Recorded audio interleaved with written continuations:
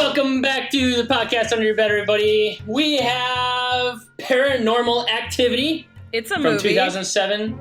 Yep. To review for you today. It is a movie. You probably have heard of it. Maybe some of you like it. Maybe you don't. Exciting things to discuss. Over there is Taylor. Hey, guys. Your hostess.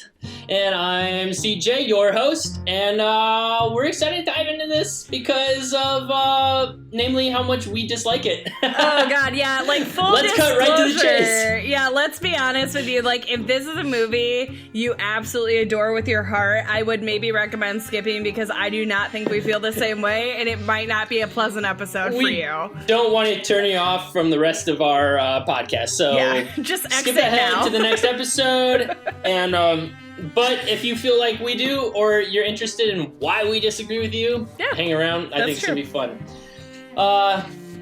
Taylor, tell us a little bit about what this movie is. Yeah, so honestly, it's like a very simple story, which is fine for the hour and like 20 whatever minute format we're working with. But honestly, the whole thing encapsulated is really just a couple that's trying to discover like what is haunting their home. That is like, that's it. It's very low budget, found footage format, meaning that like we have a very small cast. You want to explain like that? How intricate the casting gets?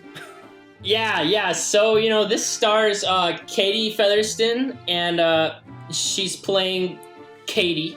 Wow. And alongside co-starring is Mika Sloat playing Mika. And that's it. We have an appearance by a friend. We have an appearance by I think there's psychic. A sibling in there for a hot minute, and that's it. Something like that. That's there's it. A sibling, not a friend. Yeah. So the idea, is like one of these found footage films. Think Blair Witch, and they're trying to figure out what's going on. So the premise is kind of fun in the sense of, let's say, like minimal and creepy things are going on, and they're trying to like uncover it. It's supposed to feel like very ordinary people in a very like contemporary time.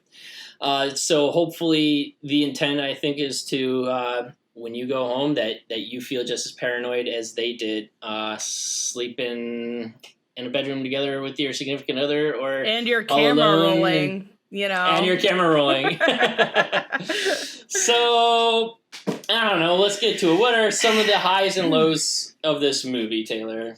Well, I think you did hit on a good point, which is that I will say this was something I noticed the first time, and this is like, we're talking 2007, people. So like, I remember seeing this movie and going, oh wow, she looks like a person. Like, she looks like an actual human. She is not super tall or super thin. Like, she looks like a person. So I did really appreciate at a 2007's point where everyone had the like lowest possible jeans imaginable and the tiniest hips, like seeing a fully figured girl. I was like, well, that's nice. So I think there are pros in that they do feel like real people at points. Sure. The con being it's not very consistent, and obviously we'll deep dive where that really falls apart later, but that's a big negative for me. And I have such like a love-hate with found footage, because when it's good, like something like Lake Mungo, you're like, holy shit, this is good.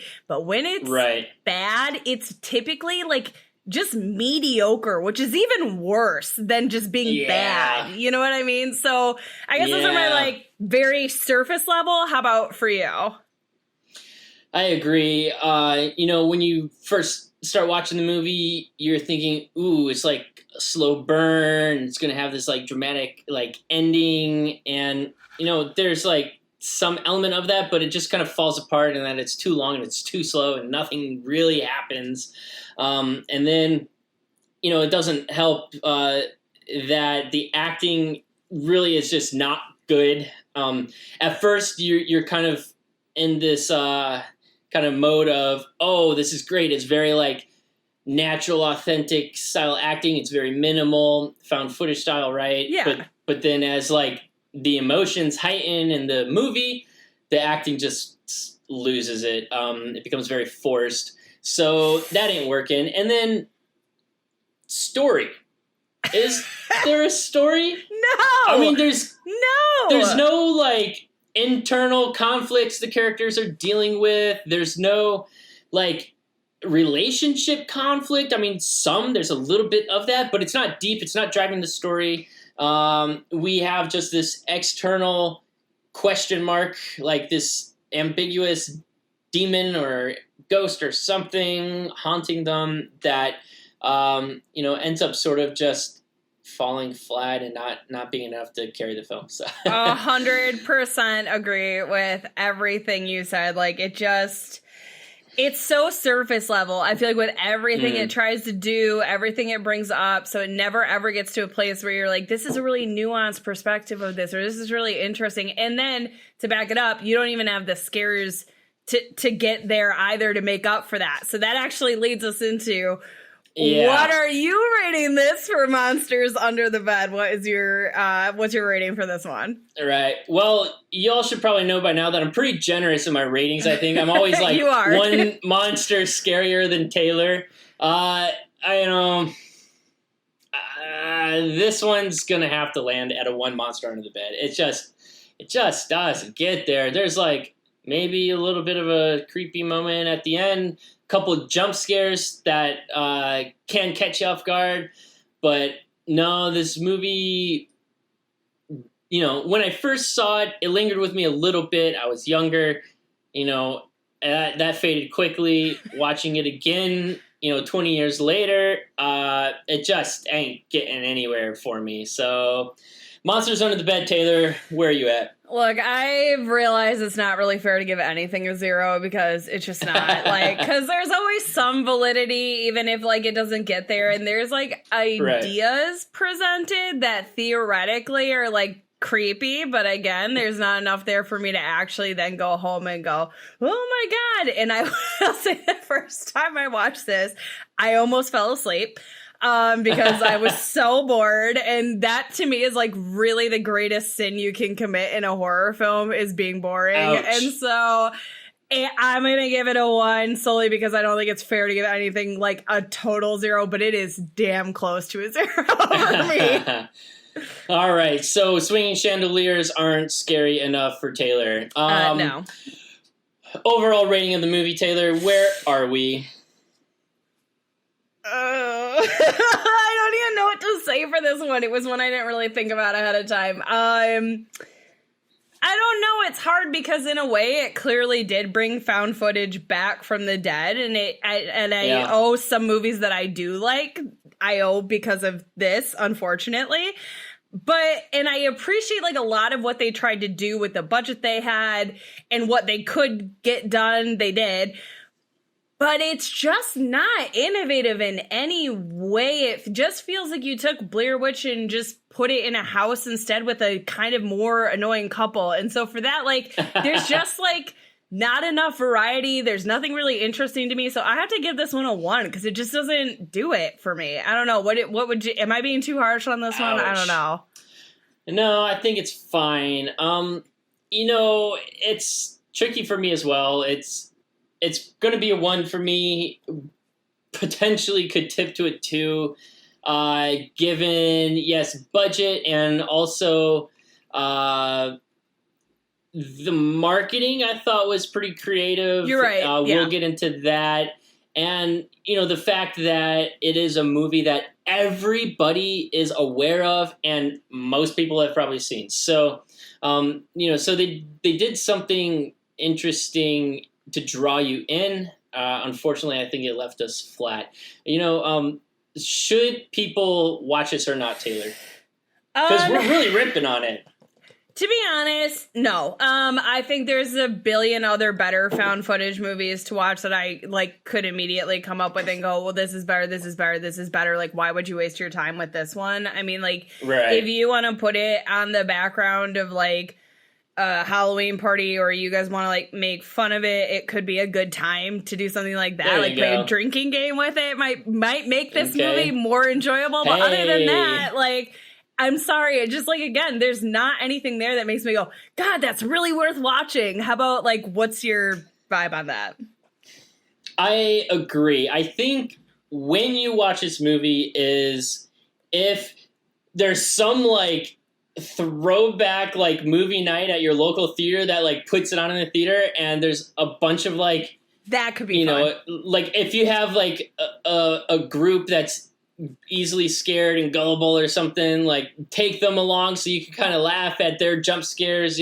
I think that was sort of like the intended audience originally, or at least who seems to have like enjoyed it the most, were the people that are able to kind of go home with their significant other and kind of like scare each other in the bedroom and like just kind of make fun of the movie, and sort of like, to me it's almost like a bad haunted house. Like, I don't go to haunted houses to get scared. I go to haunted houses to watch my friends get scared or even scare my friends, right? So I feel like that's almost the situation this is. I could see that. That would make me appreciate it significantly more if A, I saw it in a movie theater, and B, people were just like having a good time. Like, that really does change like your opinion. But it's hard when you have it on home video and you're just like, want, you know what I mean? Yeah, ain't gonna work. Maybe an alternative is to record the movie onto a VHS tape and stick it in one of your like grandma's old like discs or something. So that, they have to like come across that one day and freak people out. Maybe that's the alternative. That would be kind of great, actually. All right, everyone. So stick around.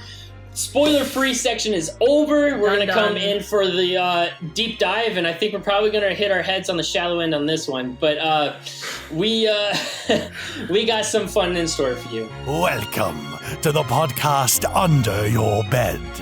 There'll be drinks, critique, and perhaps a few murders.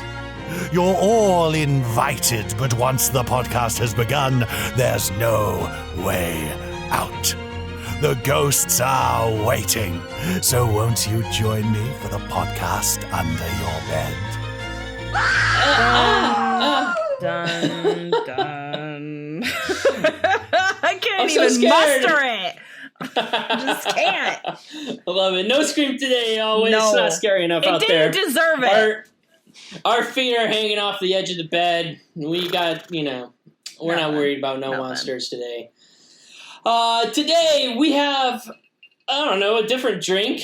It may not be everybody's thing, but it's kind of okay right now. I'm kind of digging it after a couple sips. Drink. Yes. Oh my God. Like yes, a fall winter drink. So, anyways, this is the Liquid Ghost cocktail from pineappleandcoconut.com, and yeah, it's good. It's got coconut rum, creme de cacao, which is new for me, a little coconut liquor, some vanilla simple syrup, heavy cream, or half and half, or coconut milk, however you want to like cream it up. I did look at coconut milk. I bet that'd be good. I know. I thought about that when a little nutmeg splash on top made it kind of festive. I will say I really do like that vanilla simple syrup, actually, and I'm hoping we can utilize it for more recipes because it actually was like pretty easy to make. Like, you literally just make how you would simple syrup, but then you add like vanilla extract and that's it. A little vanilla. But it's really good. So I was a little lazy. I added simple syrup and vanilla. Girl. I think my results are probably just as good as yours without the effort. So. Doubt it. And I bet me doing the heavy cream, I guarantee you mine tastes better. I'm very confident in this. But do it how you like it, viewer. Do it how you do. I don't need to add more cream. I'm going to get sick. I know. Anyways, I'm switching to a beer after this. Yeah. Run us through this really deep spoiler plot review. Oh, I know. This is like, guys, I mean, we're in for the next 15 minutes. Obviously, so much happens in this movie is dense. Don't get lost. There's lots of twists and turns and complications. All right. Send it. So this film opens with our protagonists, Mika and Katie. And we learn that Mika Starring Mika and Katie. And we learn that Mika's purchased a camera to capture some alleged paranormal goings-on in their home. Day one yields little results, so they decide to bring a psychic in. The next natural course of action is to hire a psychic. That feels consistent. Right off the bat, let's go. Right off the bat. And Katie gives us this exposition dump where she says, like, there's been some weird shadowy figure that has haunted her since she was a kid, and same with her sister, and that every so often, and again, this is very, like, kind of confusing, but apparently every so often this thing shows up, and it doesn't really matter where she goes, it's just always around. Okay. It's just there. It's just there. So Kate tells the psychic that they've been experiencing flickering lights, scratching noises, and she thinks she's hearing something that's calling her name. And this is where we find out that the psychic believes this is not a ghost. It's a demon who is apparently obsessed with Katie. He also warns Mika, like, don't do any shady shit because it's gonna, like, open some weird door and that's gonna be a problem. So over the next few... Don't egg it on, bro. Yeah, right? Over the next few nights, the camera picks up on, like, banging noises and a bunch of, like, weird speech, though really nothing else is, like, going down. So Mika decides, like, hey, a Ouija board, because that works out great in horror movies. Love it. After another night of thuds and growls, Katie and Mika disagree about, like, the severity of the situation, where Katie feels like he doesn't take it seriously and she wants the camera gone and she wants him to try to stop contacting the demon, which I have to say feels like a pretty reasonable request. Fair. Then, I've never been possessed by a demon or haunted by a demon, so. Yeah, right? So some nights later, the footage captures Katie getting out of bed and staring at Mika for hours. Mika wakes up and finds Katie sleeping outside. He goes in to grab her some blankets, and then he hears a thud from inside, so he runs upstairs, and shocker of all shocks, his TV's on! I know, it's crazy. So the next day when they're talking about it, she doesn't remember any of this. So Mika again decides to bring up the idea of using a Ouija board, and the two of them bicker as they're, like, heading out of the house for the evening. While they're away, the camera captures the planchette, which is, like, the little piece, moving across the board, and for some reason unknown to man, it catches on fire for, like, 5 seconds, and nothing else happens with that, but okay. Mika then, sorry, I am just so rude during this. I just cannot handle this movie. Mika decides to try a new tactic, and he puts powder in front of the door, which actually, like, A+, that's not the dumbest idea they've done. Good choice. Yeah, right? When they wake up in the middle of the night, they find there's, like, these kind of, like, I say loosely, footprints in the room, and then they find that it's, like, in the hallway leading to, like, and I feel really dumb, is it a door if it's an attic? Is that, like, how you explain what that is? Attic door. Is that right? Attic hatch. Yeah, attic door. I literally put a question mark, being like, I don't know what you call that. It's a ceiling door. Door in the ceiling. Yeah, a door in the ceiling. So whatever, that thing is ajar. So Mika decides to explore the attic, and he finds this, like, burnt picture around the edges of Katie as a kid. And she's like, I haven't seen this photo in 15 years. Just like that. Oh, my. So she's creeped out, and she decides to call a demonologist at this point, but she can't reach him and finds out he's left town. And this causes her to call the psychic again, who comes back to their home, but he immediately fucks off. I'm just going to go ahead and put that out there right now. So after another sleepless night, Mika and Katie hear a crash in the middle of the day, and they explore their house, and they find that there's a picture of the two of them that's cracked, and Mika's face is all scratched out. Oh, yep, here we go. Sorry, I already blew it. But the psychic returns, says things are getting bad, and he nopes right the fuck out of there. On night 19, the camera records their sheets moving, lights are going on and off in the hallway, and Katie wakes up to, like, breathing on her face. So then they fight about, like, who's responsible for making the demon mad, who's making things worse, what they should do next, but then they ultimately decide they make up and they're fine. That night, Katie's pulled out of bed and dragged in the hallway, and when they look at her back, it looks like she has, like, bite marks on her. So it's clear, like, stress and everything that's going on is getting really bad with Katie, because the following day, Mika finds her sleeping in the hallway, and she's, like, crutching across so hard that, like, her hands are bleeding. Not super efficiently, but, you know, that's fine. Mika tells Katie that they need to leave, but she says, I don't want to go anywhere. It's going to be fine. We'll just stay here. It's all good. Don't worry about it. Don't worry about it. So then, night 21, the end of our movie, Kitty again gets out of bed and stares at Mika for hours. But then she walks into the hallway and starts screaming. So he gets up to help her. And the next thing that we get to see is Mika getting thrown into the camera. And then Kitty comes up and like stares at the camera and like, oh, it's so spooky. And then we get like an outro card that says, the police found Mika's body and that Katie is missing, and that is the end. Or so you think, because There's is a so Paranormal many 2, sequels. 3, 4, 5, 6. You know, I think I figured it out. I don't think there actually was any demon or possession. I think the house was just drafty as fuck, yo. Honestly, like, the things that happen in this Swinging movie. chandelier, the sheets blowing off, door moving. It's just drafty. It, like, just goes in between. It's either, like, a 0 where a picture frame fell down or her car keys are, like, in a different spot. And, like, girl, that happens to me every day. Or it's at, like, 100 where, like, a board is on fire in the middle of the living room. And you're like, what? Consistency, demon. Where Consistency. Oh, my God. Well, all right. I think we start where we always start. Story. Let me go ahead and just take a big old swig of this liquid ghost. So now that we covered that part of the critique, moving on to acting and character. So, I mean, is there a story? Like, there's no, like, character arcs. Couple not possessed, now one of the couple is possessed and other one dies. There's the story. All right. That's where I think the movie just, that's the worst part of it. You know, it's like, all right, sure, you have $15,000 to make a film. That's difficult. If you're gonna attempt that, get creative, like, with your story. Like, you could still do all the same gags, but have a better story, and the movie would be, 10 times better. It would actually become a movie all of a sudden. There's that movie Host, which is like 45 minutes long. It's not even like a full-length movie.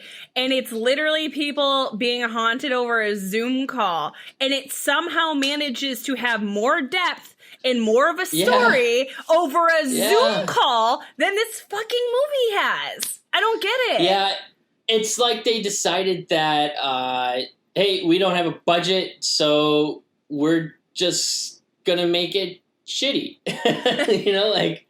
We're just gonna put people in a house and try to make a movie real quick. I don't know. Go. Roll camera. There is potential, too, which I think is, like, the frustrating part of this movie, because, like, I think the concept of, like, something that follows you and you can't leave the house is actually a very good idea, and it's very creepy in theory. It's just not executed well, I think, is my issue with it. Yes, agreed. And, the fact that it's relatable for everybody, everybody that's going to watch this movie probably lives in a house that looks sort of similar in some ways. Yeah, true. A large part of the population has a significant other that they're probably spending nights with. It does have a lot of, and, weird things happen at night sometimes. And so, yeah, you're right. There's a lot of possibility, but it doesn't go anywhere. So it's super frustrating. It's very frustrating. I think that's a great word to use, because, again, it's just like it's in every single instance of this movie. Like, even the characters, it's like we touched on it at the beginning, but it's like they do come across as very relatable at the beginning, and they do come across as very likable at the beginning. But then when we start having to get to serious stuff, then it's like I don't even know who these people are from the people who were at the beginning of the movie. Like, they're not there anymore. Yeah, they're relatable, and actually, I thought Mika. So what the hell, Mika? Yeah, I thought he was actually, like, pretty funny and relatable as a guy, kind of like, making fun of his girlfriend a little bit and the situation, and But still kind of like, well, maybe there is something here. Let's explore it. And, you know, he had some like witty jokes early on, but, you know, then he just became like this douche, like for no sure. good reason. Like, who's like filming their girlfriend in like the worst breakdown of their life, you know? Like, let's just point the camera there before I go help right her up in your out face. Yeah, and honestly, like, she's not any better in the same sense where, like, she comes across at the beginning as, like, you're like, okay, she's a little, like, paranoid about this stuff, but, like, who doesn't get kind of paranoid if they're hearing spooky sounds or whatever, or think, you know, some people are more into that and think, like, that's a thing, and so, fine, like, she's relatable at the beginning, they seem to have a good dynamic, but then, like, the more she's, like, I don't know, getting possessed or freaked out or whatever, she gets so inconsistent in the things she wants and the things she says and what she wants from him. And it's like, I don't know what you want. Like, I literally do not understand what your motivation is for anything. So I feel like the idea of their characters is that it's supposed to be like, oh, the demon is making it worse. But it's also like, does this demon have nothing better to do than, like, get these two into couples counseling? Like, I don't really understand anyone's motivation, to be honest. Even the demon, that's fair. Let's talk about this demon character, because there's lots of interesting things that could have become something and didn't. You know, one is, the, like, motivation. Like, I think... where it was kind of working for me is that it felt like a little more like animalistic as opposed to like an intelligent demon entity thing, where, you know, it seemed like more like stalking or like territorial, if you will. And then I actually really loved the like obscure like three-toed like footprints, you know, almost like I didn't hate that. An ostrich or something. That I thought that was kind of interesting, like made it like extra kind of spooky. But I was also, again, like, so I thought it was like a ghost at first, and then it, you know, started like becoming apparent, like, oh, I guess this is supposed to be a demon. And why call it paranormal activity? I don't understand that. That's a good point too.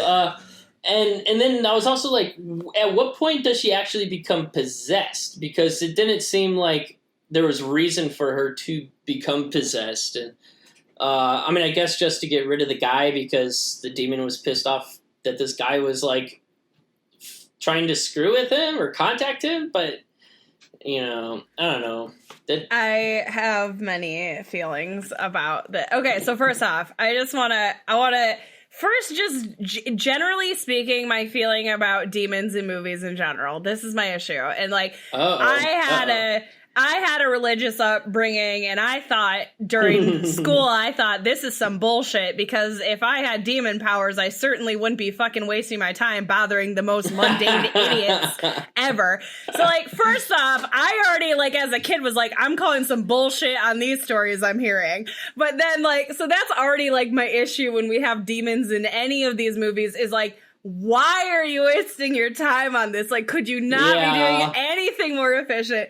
But this demon in particular, I don't get it. Like, okay, so, like, first off, this guy, this demon, whatever, he's like, I'm gonna just go ahead and show up every hot minute, you know, like, take your time, do your thing, graduate school, I'm here, now I'm gonna go back, now I'm here. First off, what is up with that? Why? Be consistent, don't bother. I don't know what the half on, half off is about. And then I do think, like, you're right that there are some more animalistic things, but then there's these weirdly intricate things of, like, I'm going to set this Ouija board on fire and write this weird cryptic old message. Yeah, right. So clearly there is some intelligence there, so it doesn't totally add up. Or the photo in the attic. Like, what the hell? Were you creeping up there? Is that where you live? Like, I don't get it. Like... Right. And is he nocturnal? Is this like, because he only seems to be around like at night? Like, I think there might have been one thing that happened in the day, like the Ouija board, right? Was that the daytime? But no, I think they were out for the evening on that one. It was the picture frame, I think, was during the day, which is the weakest one, too. Yes. So, yeah, the monster itself is lacking. You know, things that I thought did work in terms of, like, kind of building a little suspense and scare is actually like the lighting. Like if you look at my background right now, one of the things I loved about this shot was that the hallway is half in shadow. So the door's open and it's sort of this like dark abyss that you can kind of see stuff but you can't see a lot. So it kind of puts you on the edge of your seat a little bit, like what's lurking in the shadows. But the problem is it's the entire movie. And then you're also like wondering, why don't these motherfuckers just close the door? Or put the comforter on? Like, they don't believe in sleeping under the covers ever. That one weirded me out big time. Like, I was like, what creeper, like, is laying on top of their bed with not even, like even in the summer when it's hot, I have, like, a small fleece sheet, like, a small one where I'm like... especially if you're being haunted on the daily. All the covers would be in my, you know... So that part just felt a little funny. But, again, back to that lighting, like, when... Mika's grabbing the camera and kind of running through the house, you know, because it's like this on-camera light that's, ostensibly lighting the scene, you get this like heavy vignette where the edges of the frame fall into almost pitch black. So again, that sort of feeling of like what's kind of creeping around the corner sort of plays effect, but it's sort of, again, like all of these like suspense, let down. Suspense, let down. And after one or two times, you're just left wanting and just waiting. It's no longer suspense. It's just flat.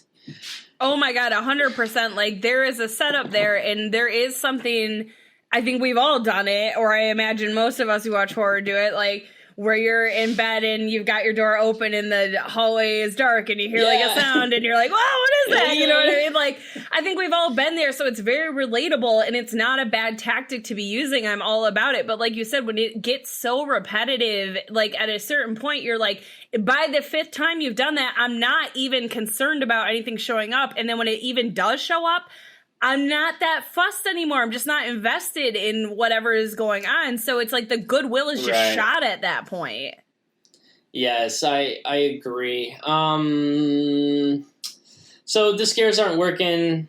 Maybe a couple things in lighting. What about effects? Because they're, for $15,000 budget, like there's some interesting things, I suppose. Like I did like the I guess like they used a lot of like fishing line. Yeah, I think you're right. Pull the sheet off the bed, close the door, push the chandelier. Turn on the TV.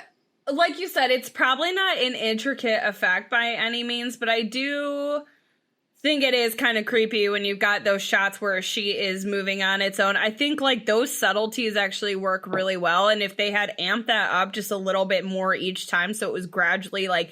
Again, I don't want to see a sheet pulled on day 1 and then see a sheet pulled on day 22. Like, we're like, girl, we got to get uphill. Like, stop going back to the thing already. Yeah. But like, those little simple things work actually the best for me. And same with like the footprints in the, like, that's not even an effect you have to do. That's something that like, they laid out and then just shot it. But that is some of the most efficient work, I think, in the movie. Yeah, exactly. And so that's where they like, we're on the right track with these like very simple practical effects. Well, more they're just like camera effects, largely in camera and superimpositions and things like that.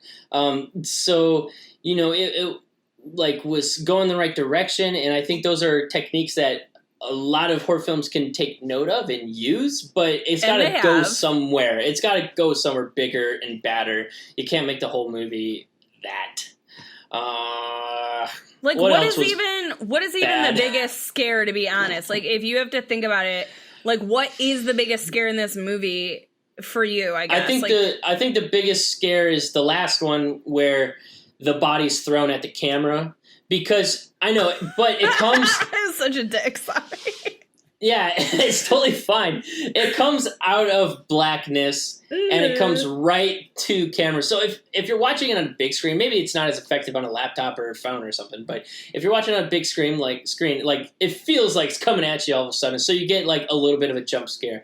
But it's immediately followed by Katie like creeping into the room, sniffing the dead body, which is like just hokey. Like I thought maybe you could get away with the smell, but it felt like again that like animalistic nature.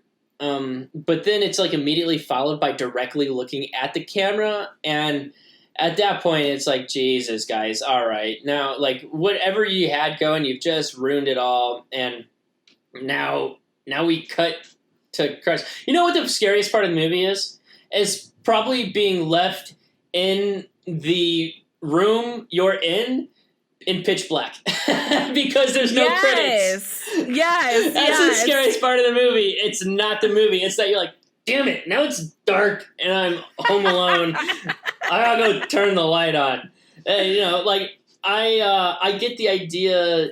Actually, you're the one that mentioned it because it hadn't occurred to me that found footage is not going to have credits. But honestly, my first thought was that they just had like a 5-person crew and felt like it would have revealed how crappy and low the budget was. Literally. You don't want to roll 3 credits in the movie. So I guess it's sort of a smart decision to just cut to black and leave it lingering black, which was an interesting choice. But that's it. Was there like a scariest moment for you too? Honestly, I think this is so bad because like I thought the suspense was better than the payoff, but when he's going up to the attic thing, all I could think of was wreck. And I was like, that was fucking terrifying because there's that scary, super emaciated, like zombie demon person up there, and you're like, that's all I could think of. But what did I get? A burned photo, which is not scary. Yeah. Like, it's not scary. So the setup was good. That entire sequence was good because that's when they found the footsteps and everything. It's just then again, payoff just goes wah. But it was building up. All right, so Taylor, tell me what else sucked about this movie? How about the acting? And I think we've touched on it a bit, but I do think it bears repeating that, like, I genuinely don't think these two are, like, bad at acting, but I think, like, I'm gonna take a guess. This is a total guess. I could be absolutely incorrect. It felt like the beginning was a lot less scripted, and at the end they had a very specific, like, well, make sure you kind of get to this line, or make sure you emote this, or, like, it felt more specific, and the more specific it feels like the direction is, and again, this is totally a fucking guess, I could be absolutely wrong, but the more specific the directing got, the less credible the acting got, for me.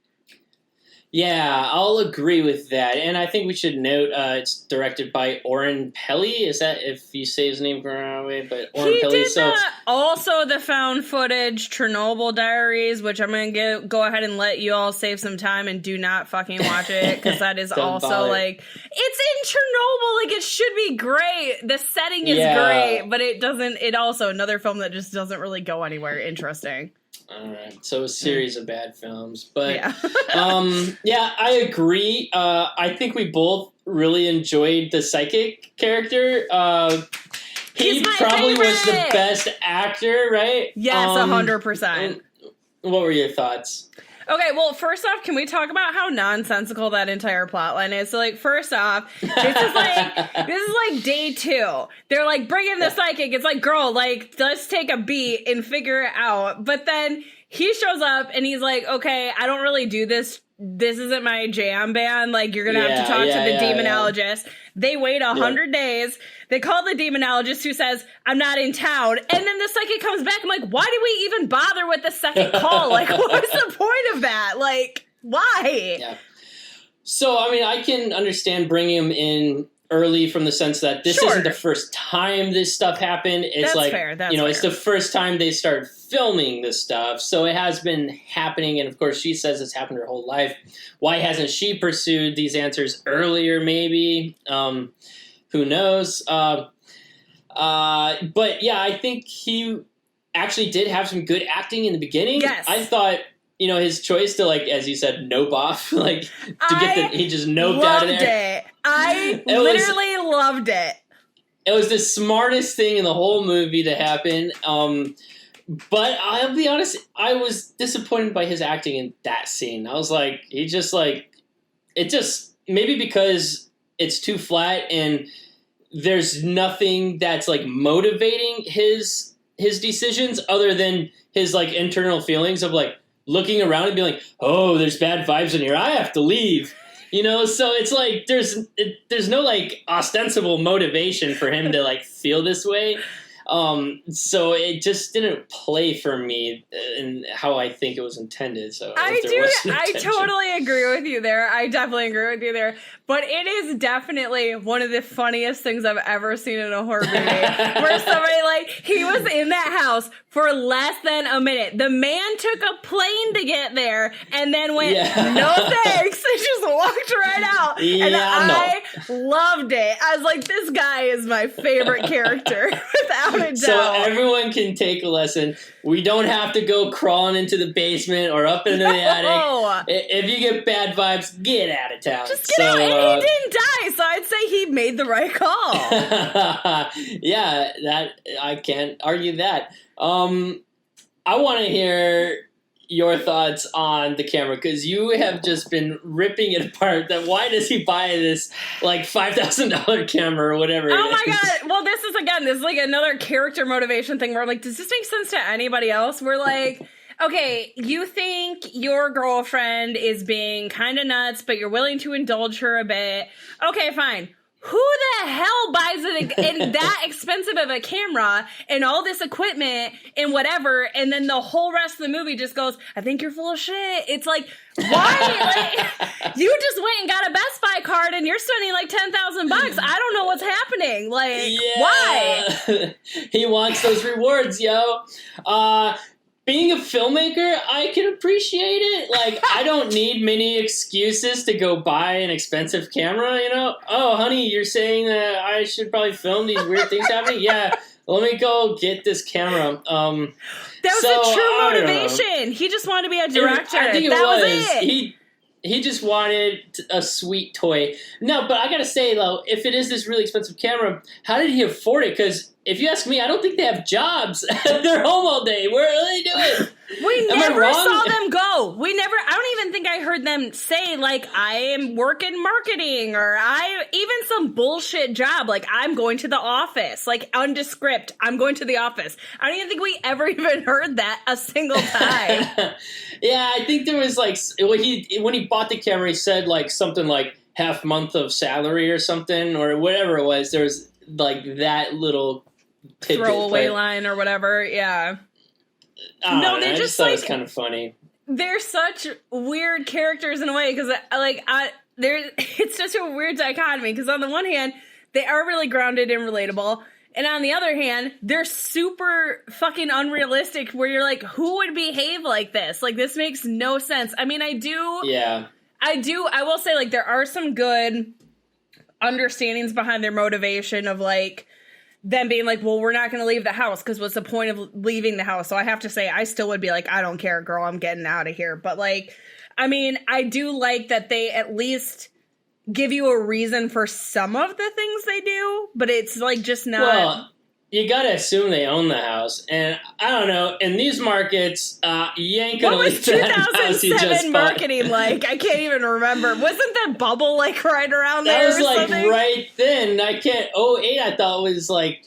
The crash. Yeah. So, hey, they had time! Yeah, they should have gotten out. They missed every mark on that. But, I don't know. Is there anything left to, like... I mean, I think, like, it's worth at least discussing, like, outside of the movie, some of the ramifications of it. But I do want to, before we, like, get out of the movie bit, I do want to say again, like, foundationally speaking, there are some pro points to this movie. It just, again, I think at every point that you go, this is working, something immediately happens that counteracts it. And I think, like, that's my biggest issue with, like, almost every single point we've talked about. Yeah, I completely agree. Maybe this movie would work better if it was, like, set in a modern time and there wasn't just one camera, like, with everybody's nanny cams through the house sort of thing. Like, maybe you could get a little more dynamic with it. Yes. And I think it would help.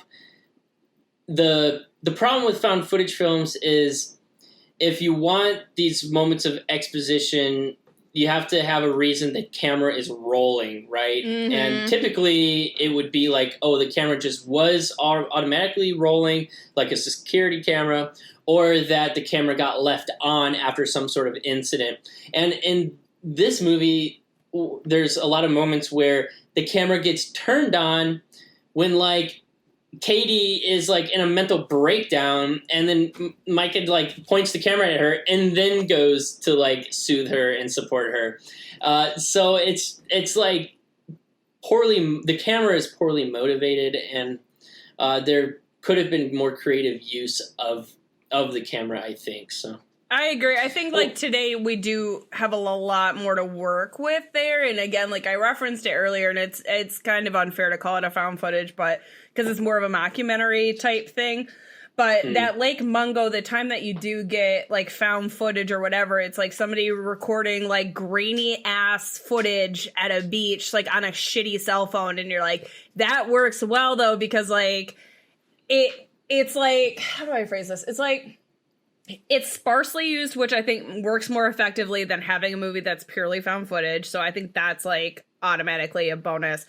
And it feels more natural, where like you have dumb kids filming at a beach bonfire party, and that's like where you get that footage in this. And so like something like that works really well. Or again, like hosts, like it's a Zoom call, so the camera's on and they're scared, so they're taking it with them because it's their only connection to their friends. Or even like even Grave Encounters, which I feel like doesn't get quite enough credit. I'm not saying it's the best movie, but it's definitely got some good scares. It's enjoyable. But they're like a paranormal reality show taking their camera to like a psychiatric like hospital. And it's like, well, there's reasons, like you said, like there's a reason the camera's on. There's a reason we're getting this found footage, where this just feels so ham-fisted to me, where it's just like, it's on all the time, and you're like, what, why? Like, why would it be on right now? That doesn't make sense. Like, yeah, I don't know. Very, very much agree. So let's step away from the world of the movie story, and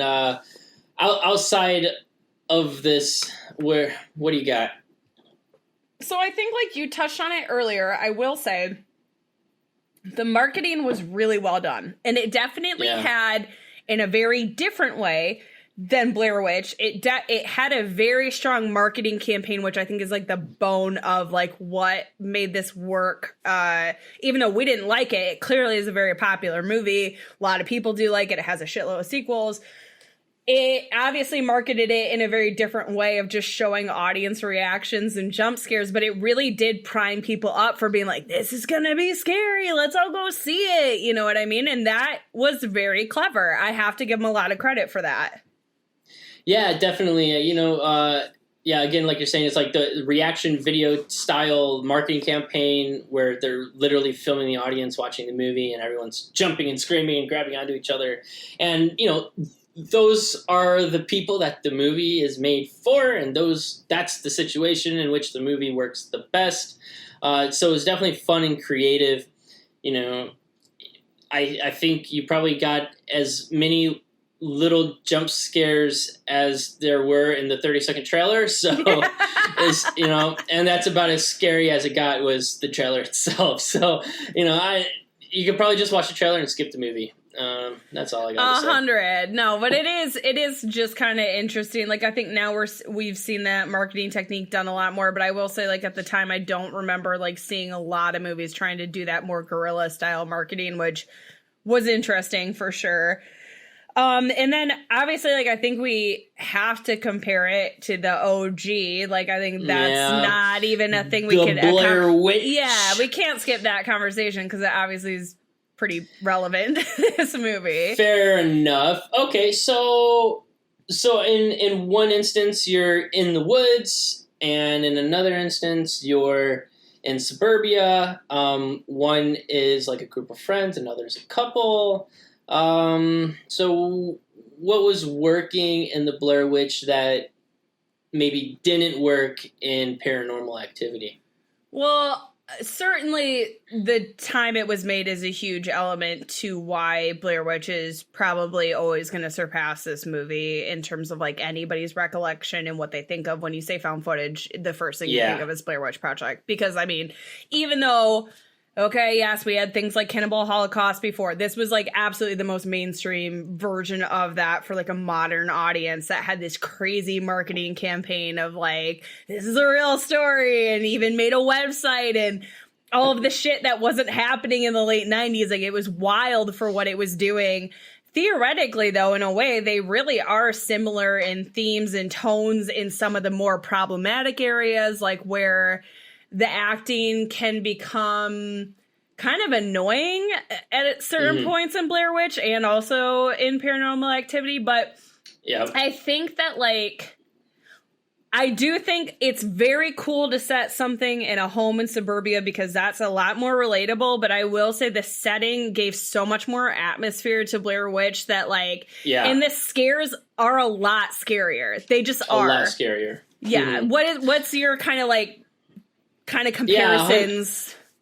100% agree. I think, the nature of your home is it's where you're comfortable, and it's hard to make that scarier, where the woods, I think most people left alone in the woods for a short period of time are going to be a little creeped out. And always. I was living in like a rural town in Connecticut, and it was like we were in the woods all the time. And in the back of my head, I was like looking out for the freaking little like wooden figurines all over the woods. Oh my god, they're so creepy though. I mean, so in terms of like a movie that lingered with you, the Blair Witch, far exceeded Paranormal Activity. I will agree.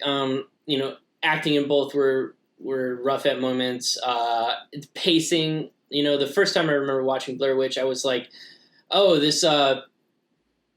this really worked for me. And then the second time I was like, oh god, it's really slow. So they both had that problem with a found footage type of movie.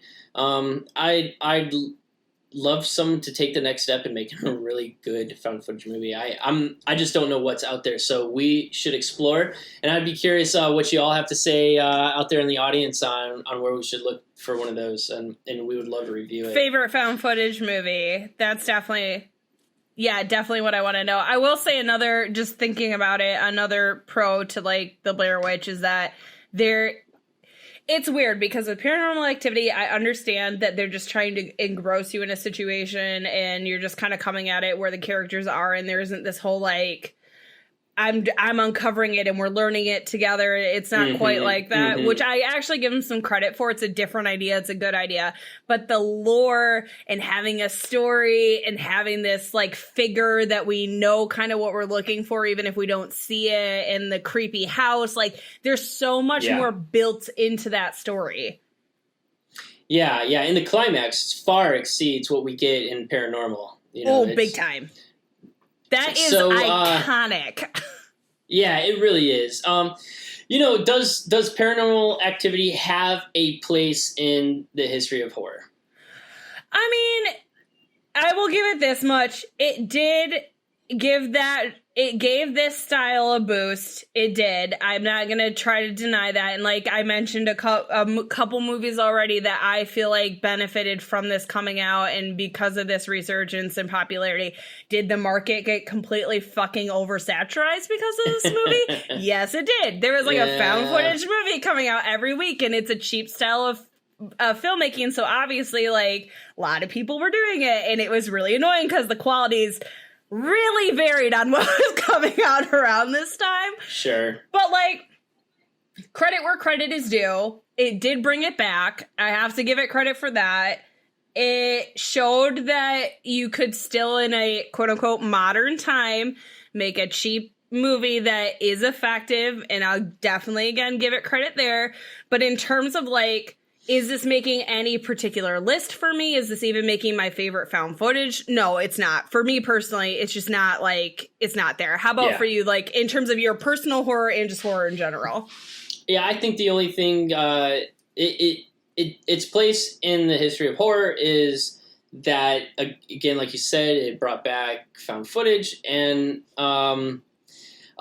just kind of inspired the community in the sense of what you might be able to do with a low budget and a simple premise and a simple set. And unfortunately, like, I think it's wildly, overrated for, like, in the popular sense, not necessarily a critical review, but, general population seems to love the movie, and, that means something. I don't know what, but good for them. They made a lot of money on the movie, and so they had success and shit. Went on to make 5 more of these. So but it is weird that it did become such more of a thing. Like, you had like actual, like, you make $1 million bucks in the box office, you can go make 1,000 more of these movies. So, you're right, and you can hire like actors then at that point. Yeah. So, I don't have anywhere else to go with this movie, but I do want to share. Neither did the movie. Neither did the movie itself. I can't review this movie without sharing a personal story.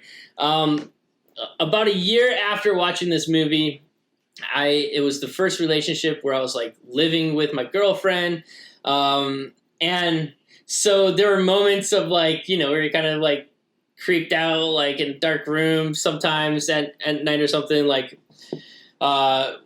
what's that creeping around? You're like, oh my God, it's my girlfriend. And then, but I was also going really deep at the time into lucid dreaming, and I started having like